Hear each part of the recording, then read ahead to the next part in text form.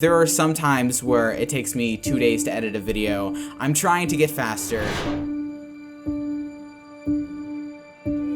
The big thing that holds me back, I think, is just not knowing what to put on next. I'd love to get to the point where I could upload a video every single solitary day, but I'm very long way away from that, obviously. What's up guys, welcome to Echo Productions. I'm Silas Willoughby, and today we're taking a look at 7 things that a lot of newbies to Premiere don't know. Hopefully these tips will help you exponentially speed up your workflow and give you more time to focus on the fun parts of editing. Anyway, let's jump right into it.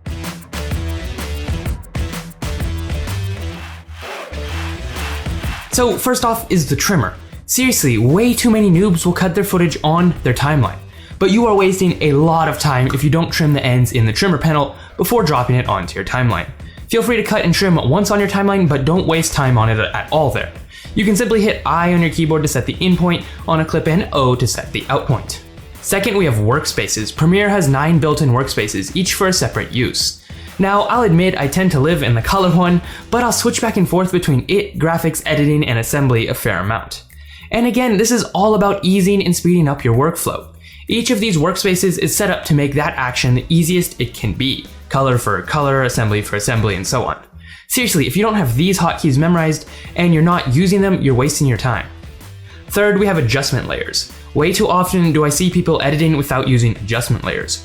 What in the world are you doing? I don't use adjustment layers a ton. I should use them more. Adjustment layers allow you to edit the look of your image without doing it on the layer, making it easier to change it up and even take a grade over multiple clips.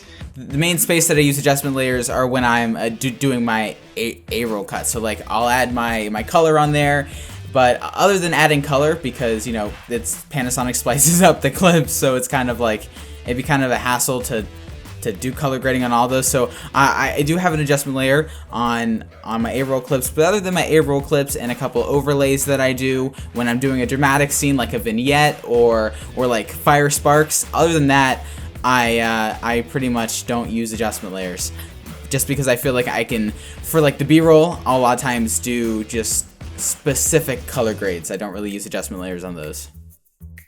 Next, we have a way to speed up your export times.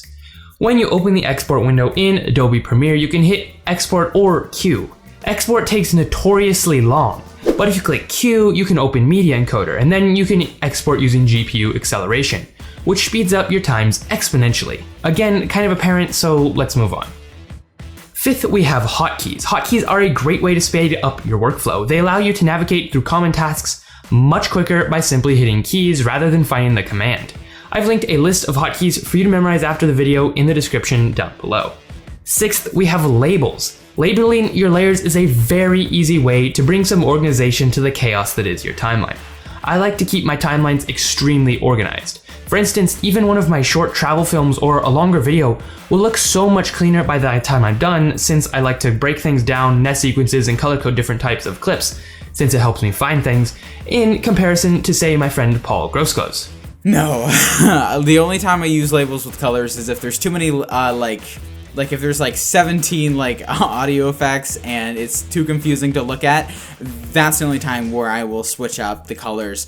But other than that, I kind of feel like it's a little bit of a hassle to right click every clip, especially when I'm splicing them up to change a color, and then half the time I forget what the color's name is, and then it's like.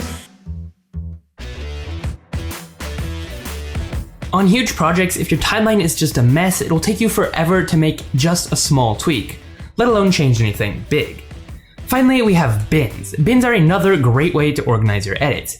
And this ties into how you organize your workflow in general. When you sort your footage into bins on your drive that you edit on, in this case this is my SSD, you organize it into folders according to what type of footage or whatever specific way you organize.